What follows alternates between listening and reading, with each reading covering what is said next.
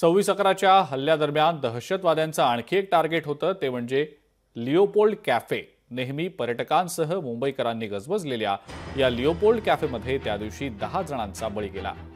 Tahawwur राणाच्या चौकशीमध्ये Leopold कॅफेच्या हल्ल्याबाबतची सुद्धा काही महत्त्वाची माहिती समोर येण्याची शक्यता वर्तवली जाते।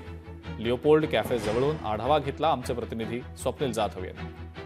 26/11च्या हल्ल्यामध्ये दहशतवादी 2 गटांमध्ये विभागले गेले होते। यातील 2 दहशतवादी या लिओपोल्ड कॅफेमध्ये आले होते। लिओपोल्ड कॅफे हा परदेशी पर्यटकांमध्ये फार प्रसिद्ध होता आणि याच वेळेला खरं तर या कॅफेमध्ये अनेक पर्यटक होते। या पर्यटकांना काही कळता क्षणी अंधाधुंद गोळीबार झाला, मात्र 10 पर्यटकांचा या गोळीबारात मृत्यू झाला होता।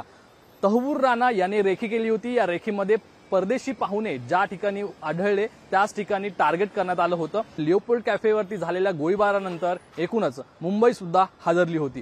कॅमेरा पर्सन लालचंद यादवसह स्वप्नील जाधव, लोकशाही मराठी, मुंबई।